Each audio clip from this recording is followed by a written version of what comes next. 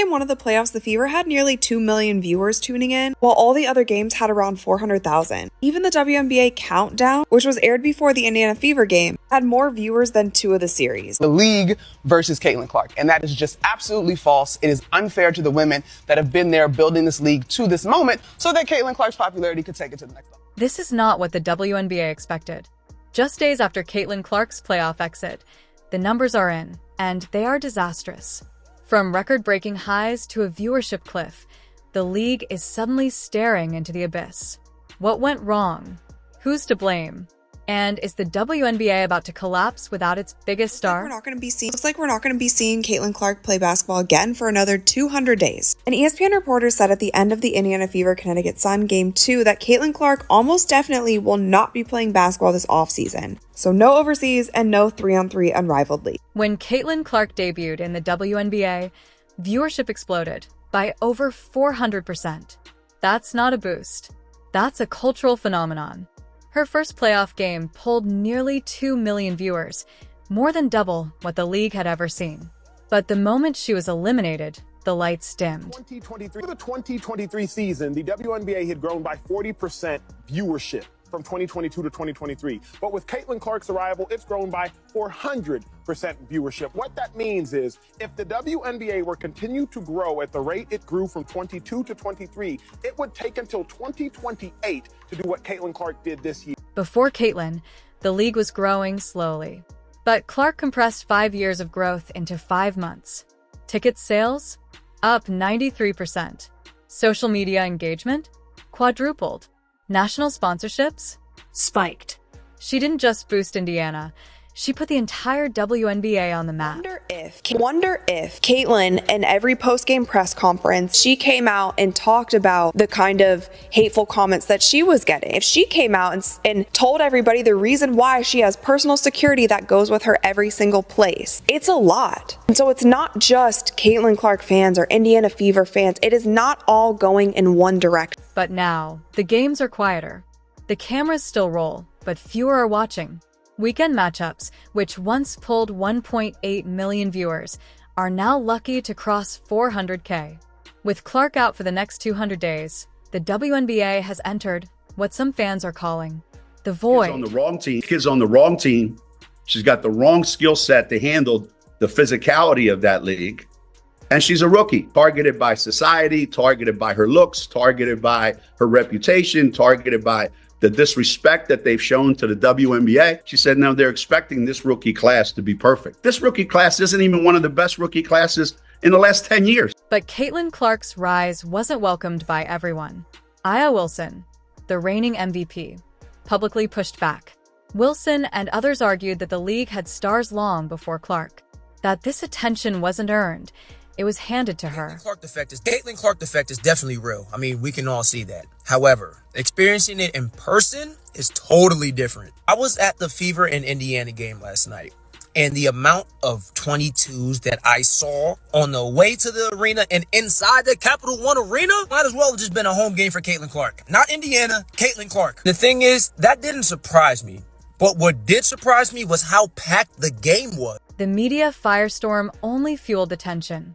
Monica McNutt, Stephen A. Smith, and Shannon Sharp all clashed over the coverage imbalance. Some say Clark is being protected.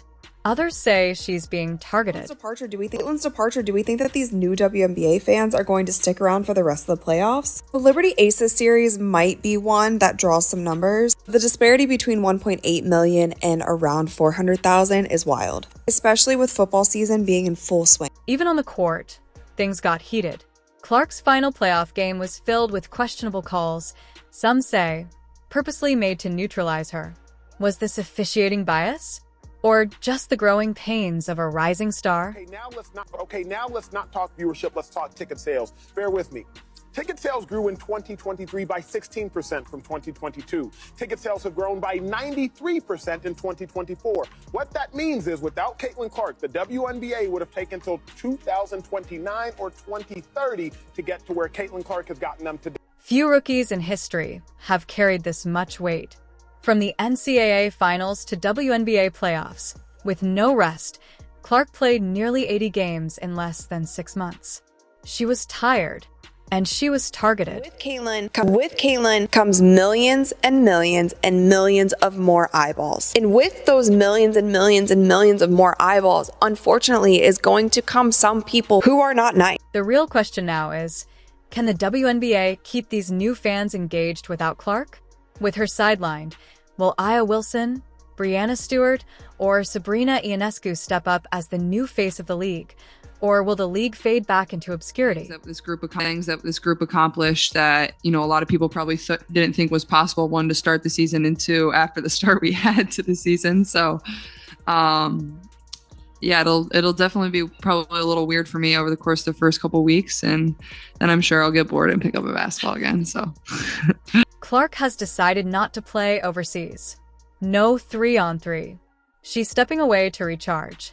In the meantime, her Nike deal, Gatorade commercials, and ESPN specials will dominate the offseason.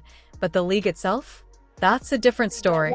They don't want it to grow if it's certain people at the face. And there is still this undertone of jealousy that for some reason I cannot get around calling it anything else but that, because I don't know what else it could be. I thought it was going to get better this season, but it hasn't. There are still people who seemingly, to me, feel like they just don't want Caitlyn to be a part of it. She carried the league to heights it had never seen. But the moment she left, the floor fell out. Is that Caitlyn Clark's fault? Or the WNBA's failure to build something sustainable? One thing's clear, the countdown has begun. And until Caitlyn returns, the WNBA waits in silence. Response of folks that don't think she is praised enough and she is above reproach in terms of criticism, or that praising another player is an affront to her, is like, whoa, bro. You're not mentioned talking about women's basketball. I've never ever seen you before in my life. What happens when the biggest name in women's basketball disappears from the spotlight? What happens when the face of a league goes silent? The WNBA is facing a crisis. Ratings have plummeted. The hype is fading. And one name is at the center of it all, Caitlyn Clark. This is bad. What's the major point that you want to make here, your major thesis statement on this? Because every time Caitlyn Clark comes up, I feel like there's something that you want to get off your chest in terms of this narrative, where you're frustrated. Well, first of all, I'm not frustrated. Number two, I did get stuff off my chest on numerous occasions. I'm just reiterating my points because I think one of the things that needed to be mentioned was that even though Caitlyn Clark is new to this, and even though she has proven to be a potentially sensational player, the resentment that some, not most, not all, that stuff that was going on was real. From college icon to WNBA rookie sensation, Caitlyn Clark wasn't just a player. She was the phenomenon women's basketball desperately needed.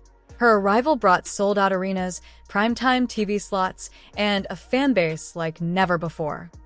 But now it's different. Since Clark's playoff exit, the numbers don't lie. TV ratings for postseason games have nosedived. Engagement is down. Attendance? Already slumping. For a league that bet everything on one rookie, the fallout is terrifying. While Clark's spotlight burns bright, veterans like Aya Wilson have begun pushing back. From cryptic tweets to direct interviews, Wilson isn't hiding her frustration. The message? Don't forget who built this league before her. Behind the scenes, a war is brewing. Analysts and athletes are split. Some hail Clark as a savior. Others say she's being protected by the media. And the real question, is the WNBA truly ready for its future if that future doesn't include everyone? We've seen this before. Jordan with the NBA. Serena with tennis. But there's a pattern. When women dominate headlines, controversy follows. Caitlyn Clark is no exception. From foul play to being benched, from snubs to suspensions, her journey's been anything but smooth. Clark's presence hasn't just divided the media. It's tearing open fractures within the WNBA itself. Players talk about respect. Fans talk about ratings. But the deeper truth? This league is split on whether Clark is a blessing or a burden. With Clark off the court, the WNBA faces its biggest test yet. Can it stand without its star? With upcoming Olympic coverage, ESPN deals, and next season's build-up, the league is scrambling to keep the flame alive. And now we wait. Clark is off the court, but far from forgotten. Fans are already counting down. And the WNBA? It knows that her return could be the biggest event in league history. The real question is, will she come back ready to lead a league in crisis? This isn't just about basketball. It's about power, media, and legacy. Caitlin Clark didn't break the WNBA, but her absence has exposed everything that's broken.